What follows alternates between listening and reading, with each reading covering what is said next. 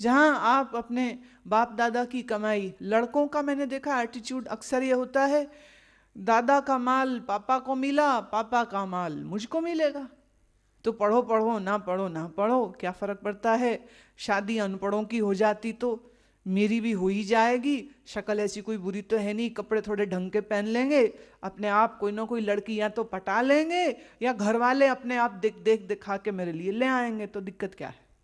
ये है अगर आपकी स्ट्रेटजी, प्लानिंग आपकी जिंदगी के लिए, तो मुझे बड़ा तरस आता आपकी अकल पर। ये पर ज्यादातर ही सोचते हैं। लड़कियों का हाल मैं देखती हूँ तो स्कूल जा रही हैं, कॉलेज जा रही हैं, पर इसी इंतजार में सज धज के जा रही होती हैं, कोई देख ले पसंद कर ले, बस बात खत्म। पढ़ाई तभी तक है जब तक शादी नहीं हुई। जिस दिन शादी हुई बस किताबें कहाँ रद्दी में बिक गई, ढूंढने से भी नहीं मिलने वाली अब। मेरे को बड़ा अजीब लगा था जब मैं 12th स्टैंडर्ड में थी, कॉलेज में थी, और मेरी क्लास में एक लड़की की शादी, और वो ऐसे हंसे इठलाए, ऐसे सबको अपना एटीट्यूड दिखाए जैसे पता नहीं उसको क्या नोबेल प्राइज मिलने वाला है, क्या होने वाला है। और मेरे को देख के इतना अजीब लगे कि बेवकूफ लड़की, तेरी जिंदगी का कोई लक्ष्य नहीं है क्या।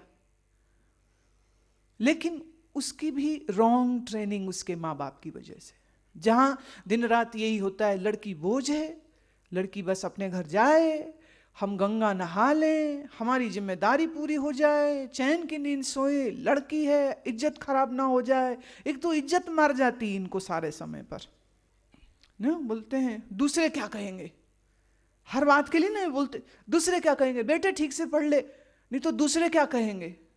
कभी इनसे पूछो ये दूसरे कौन है, ये दूसरों का जरा पता तो दो, हम उनसे पूछें कि आपको क्या कष्ट है हमसे। दूसरे क्या है, दूसरे क्या बोलेंगे, दुनिया क्या बोलेगी, पढ़ो पढ़ो पढ़ो पढ़ो। पर जैसे ही 15-16 पार किए लड़की ने, घर वाले ढूंढना शुरू हो जाते हैं, लड़का, कोई लड़का है नजर में, कोई लड़का है नजर में, बस यही शुरू हो जाता प्रोग्राम। और लड़के भी इंतजार ही कर रहे होते हैं कि घर वाले बोलें कब शादी करेगा, हाँ कब शादी करेगा। वो भी इंतजार, अच्छा बड़े भाई की होगी अब तो मेरा नाम आ रहा है, छोटे बड़े, है ना, everybody is just waiting to get married, as if marriage is something which is a heaven. Well, it can be a hellish experience for some, right? I was just reading today a quote on the marriage. Father and son were sitting, and son said, Father, what do you think, what is the cost of a marriage? Father said, well, I don't know, I'm still paying. I'm still paying the bills, so I have no idea. A dietitian was giving a lecture and was talking about the dangers of eating contaminated food and drinking contaminated drinks. And he gave a long, long list of all those things which can make you sick. And at the end of his lecture, he asked a gentleman who was sitting right in front, he said, well, have you ever experienced any kind of food-related sickness? Gentleman stood up and he said, yes, I ate my wedding cake.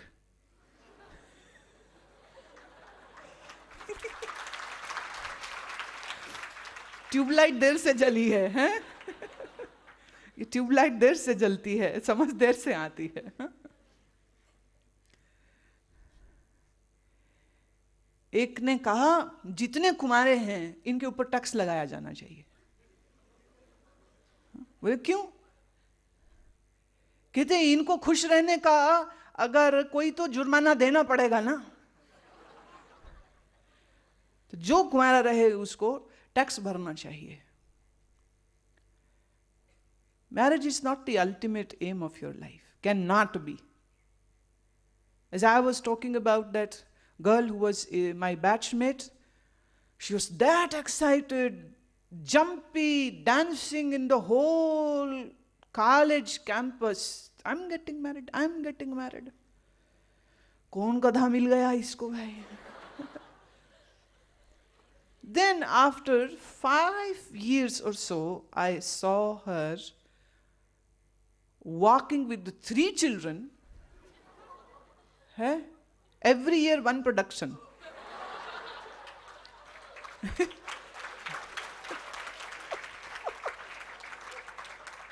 3 kids, and she had gone this fat.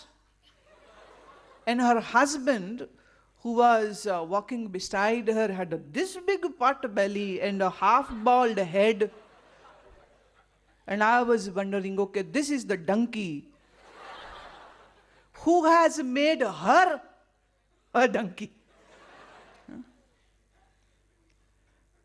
Marriage is not the ultimate objective. Be something. Stand on your firm feet. Carve a personality. Become a tower house. Be something. Now, what are you? As I had said that day also, if I remove the surname, if I remove the wealth, the properties of your parents, who are you? What are you? What is your achievement? You need to create a signature of yourself.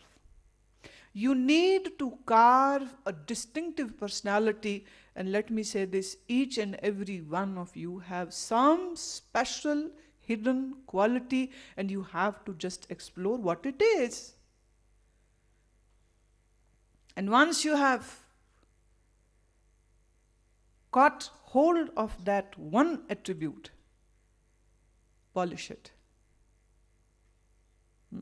Groom yourself. It is not necessary that only through the academic education you can make a better future for yourself. Maybe you can be a good painter. Maybe you can be a good singer. Maybe you can be a good sportsman. Maybe you can become a good yoga teacher. Maybe you can become a good writer, a screenplayer. Maybe you can become a good cameraman. I always need good cameramen. You can become an editor, a cinematographer, a photographer. Why always you have to think about being an BCA, MCA, BBA, CA? These days, these are the only degrees which every child is talking about. At one time, it was, I want to be engineer, I want to be a pilot. Everyone was an engineer and everyone was a pilot. Then time changed, MBA came. Now everyone wants to be an MBA degree holder. So many students opted for this course that these days in every nook and corner there are hundreds of MBA degree holders and there are no jobs for them. Nowadays, everyone wants to do a BBA, a BCA, a computer engineering, a software engineer. Can't you think out of the box? Can't you think about something else?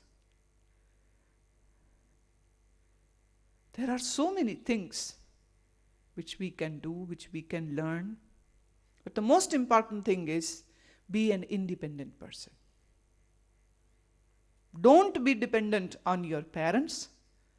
Do take guidance. Maybe if they can't give guidance, then there are people who can help you. और आज आपकी यही मदद करने के लिए हमारी इस सिटिंग के बाद आपको कैरियर काउंसलिंग करने के लिए कैरियर ऑप्शंस क्या हो सकती हैं, उसके लिए हमने खास दिल्ली से कुछ लोगों को बुलवाया, which can help you. What to do? पर सबसे जरूरी बात यह है कि बाप दादाओं के पैसे पे नजर अगर रखते हो तो तुम लोभी हो और आलसी हो और निकम्मे हो मेरी नजर में. अगर आप सिर्फ शादी करके और अपने घर वाले की कमाई के ऊपर ऐश करने की सोच रहे हो तो आपसे ज्यादा गिरा हुआ इंसान कोई नहीं. मैं गिरा हुआ इसलिए कह रही हूं कि आप किसी पर निर्भर हो रहे हो. And know this, when you are dependent on someone, that someone is going to become your lord and will make you a slave. Right? जब आप किसी पे निर्भर होंगे तो वो आपका मालिक हो गया, तो उसे माई बाप बुलाना ही पड़ेगा, उसकी हर मर्जी पूरी करनी ही पड़ेगी। आपको अच्छा लगे ना लगे उसकी हर बात को सुनना ही पड़ेगा।